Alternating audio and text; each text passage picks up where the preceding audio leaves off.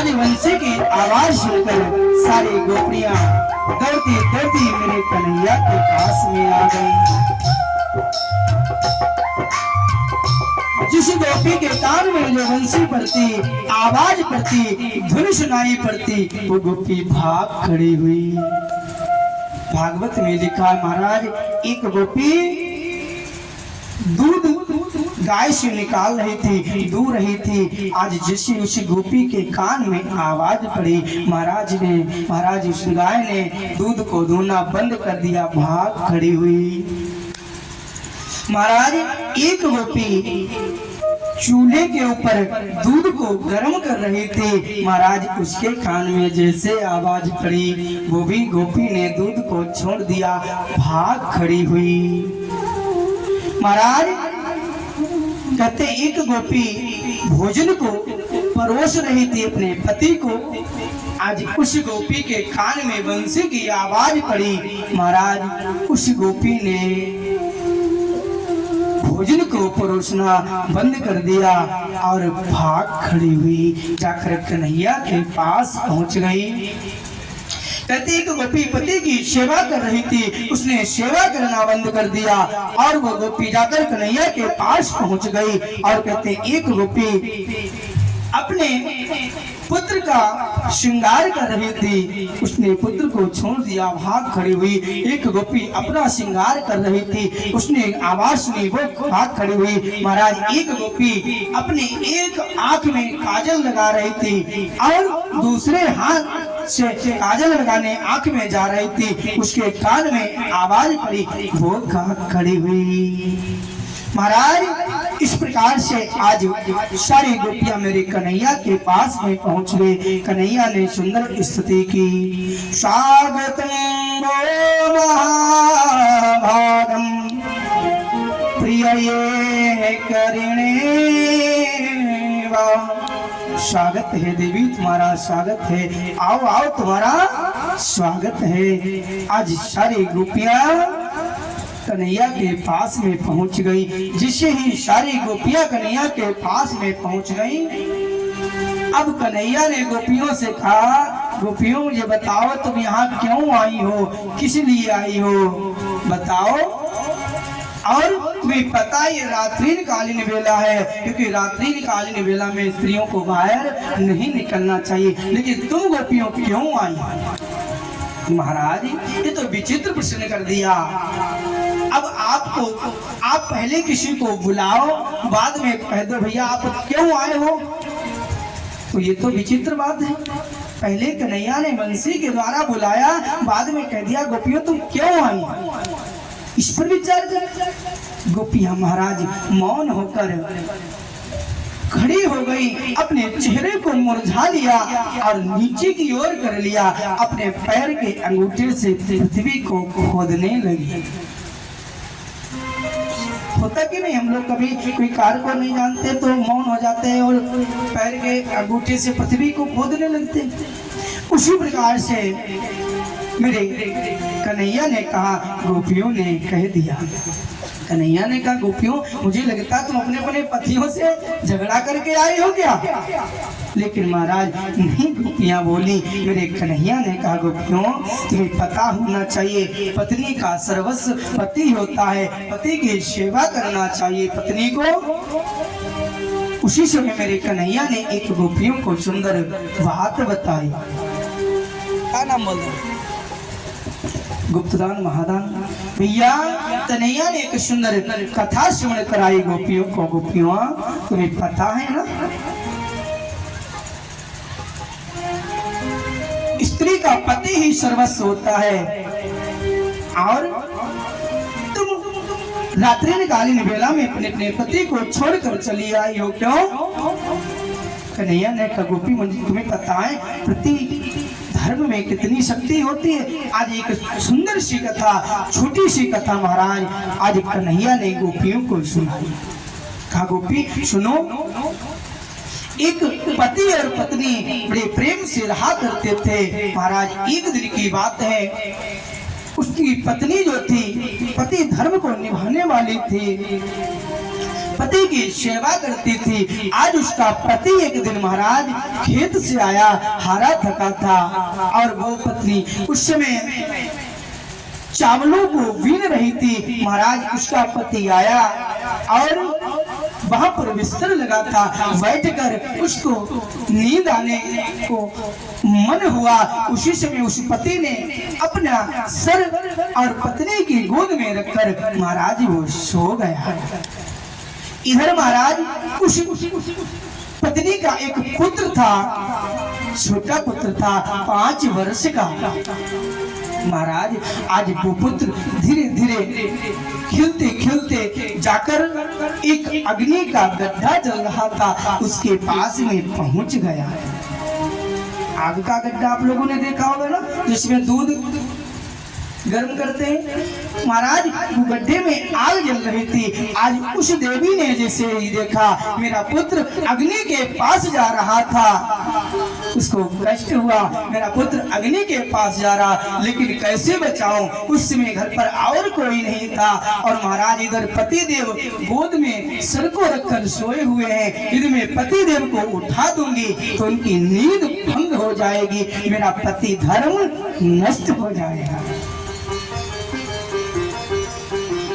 महाराज यदि बच्चे को नहीं बचाते तो बच्चा आग में जाकर जल जाएगा। अब क्या किया जाए महाराज। अब वो देवी परेशान हो गई, रोने लगी। अब क्या करें। कहते अंत में उसका 5 वर्ष का बालक धीरे धीरे धीरे धीरे खेलते खेलते जाकर उसी अग्नि के गड्ढे में जा गिरा। महाराज अग्नि के गड्ढे में जा गिरा, उसमें आग जल रही थी। उस देवी ने देखा, अपने नेत्रों को बंद कर लिया, मैं बच्चे को नहीं बचाऊंगी, अपने पति धर्म को नष्ट नहीं करूंगी। महाराज वह देवी रो रही थी। कहते हैं आज इधर बालक उसका जाकर आग में गिर गया और पति सो रहा। कहते हैं 1 घंटे के बाद महाराज उसके पति की नींद खुली, और जैसे ही नींद खुली उसके पति ने उसे रोता हुआ देखा। देवी तुम क्यों रो रही, क्या हुआ। अरे महाराज आप आए थे और मेरी गोद में सर को रखकर सो गए, और जो अपना पुत्र है वो जाकर आग के गड्ढे में गिर गया। उसके पति ने कहा देवी तुमने मुझे क्यों नहीं उठाया। देवी ने सुंदर बात कही, महाराज यदि मैं तुम्हें उठा देती तो आपको जब मैं उठा देती तो मेरा पति धर्म नष्ट हो जाता, इसलिए मैंने आपको नहीं उठाया है। अच्छा क्यों। यदि मैं उठा देती तो पति धर्म नष्ट हो जाता। तुरंत दौड़ते दौड़ते बाद देवी गई आग के गड्ढे के पास। देखे मेरा पुत्र तो जल गया होगा, समाप्त हो गया होगा, लेकिन कन्हैया ने कहा देवी गोपी तुम्हें पता है उसका पुत्र पति धर्म में इतनी शक्ति होती है, उसका पुत्र आग में खेल रहा है, उसके पुत्र को कोई कष्ट नहीं हुआ। आज उस देवी ने अपने पुत्र को निकाल लिया। कहा प्रभु ये शक्ति है तो पति धर्म में आए हैं, और गोपी तुम अपने अपने पति को छोड़कर चली आई। गोपियों ने कहा प्रभु अब क्या करें। उसी समय गोपियों ने कहा अच्छा प्रभु मुझे एक बात बताओ, मैं आपसे एक बात पूछना चाहती हूँ, सही सही बताना। अब महाराज पहले कन्हैया ने एक कथा सुना दी, अब गोपियां कथा सुना। गोपियों ने कहा प्रभु मुझे एक बात सही बताओ। कहा क्या बात है पूछो। तो आपने तो बता दी पति धर्म सबसे बड़ा धर्म। हाँ महाराज लेकिन मेरी एक बात और बताओ। कहा क्या है पूछो। गोपियों ने अब कन्हैया से कहा, गोपियों ने कहा महाराज एक बात बताओ, एक पति और पत्नी बड़े प्रेम से रहते थे। महाराज वो पत्नी इस प्रकार की थी, प्रतिदिन अपने पति की पूजा करती थी। जब तक पति भोजन नहीं कर लेता था तब तक वो भोजन नहीं करती। लेकिन महाराज कहते हैं धीरे धीरे एक दिन की बात है, उसका पति विदेश में द्रव्य पैदा करने के लिए चला गया, कमाने के लिए चला गया। महाराज उस देवी ने कहा महाराज आप जा तो रहे हो लेकिन मैं क्या करूं, कैसे आपकी पूजा करूंगी। और कैसे पता चलेगा कि आपने भोजन किया है कि नहीं? महाराज उसके पति ने कहा देवी तुम चिंता मत करो, मेरी फोटो रख लो और आप मेरी फोटो की पूजा करना और मैं कहीं भी होऊंगा 12 बजे से पहले भोजन कर लूंगा और देवी तुम 12 बजे के बाद में भोजन कर लेना। तो ठीक है महाराज। आज उसका पति नौकरी के लिए चला गया महाराज। अब गोपियां कन्हैया को सुना रही हैं कथा। आज जब उसका पति विदेश चला गया कमाने के लिए, वो देवी प्रतिदिन फोटो की पूजा कर रही महाराज और 12 बजे के बाद में भोजन कर लेती है। लेकिन एक दिन की बात है, 6 महीने के बाद उसका पति घर वापस आया महाराज। उस समय वो देवी घर पर अपने पति की फोटो की पूजा कर रही थी और उसका पति जो था महाराज दरवाजे पे खड़ा था। उसका असली वाला पति जो था दरवाजे पे खड़ा था और वो देवी पति की फोटो की पूजा कर रही थी और असली पति दरवाजे पे खड़ा था। अब महाराज मुझे ये बताओ, जब उसका असली पति आ गया है तो फोटो की पूजा की करने से क्या लाभ है? अब तो असली की पति की फोटो की पूजा करना चाहिए। कन्हैया ने कहा गोपियों ये कौन सी बड़ी बात है, जो असली पति है उसी की पूजा करना चाहिए, फोटो की पूजा छोड़ देना चाहिए।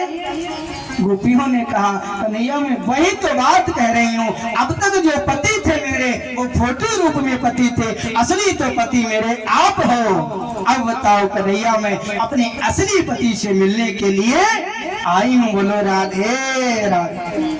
प्रभु अब तक संसार में जो पति थे मानो कि वो फोटो के पति थे, असली तो पति आप मेरे हो, आप तो सबके पति हो, परम पिता परमात्मा हो। कन्हैया मैं तुम्हारे पास आई। बात समझ में आई? कथा समझने वाली कथा है, समझने वाली कथा है, सबके समझ में नहीं आएगी और ये कथा सभी लोग सुनाएंगे भी नहीं, क्योंकि मैं जो दृष्टांत लेता हूँ मेरा प्रयास यही रहता है कि पूरी कथा आप तक पहुँच जाए। और मुझे ये भी विश्वास है कि आप लोगों को समझ में आ रहा होगा। समझ में आ रहा है कि नहीं? कितने लोगों को समझ में आ रहा है? जरा हाथ उठाओ। सबके समझ में आ रहा है। मेरा यही प्रयास रहता है कि आप लोगों के समझ में आए। गोपियों ने कहा महाराज आप ही मेरे पति हो, आप ही जगत के पति हो, अब मुझे फोटो के पति की पूजा नहीं करना। अब महाराज यहाँ पर विचार करते हैं, गोपियां चली तो गई बंसी की धुन सुनकर। अब महाराज बंसी की धुन सुनकर क्यों? ये बंसी क्या है? ये बंसी क्या है?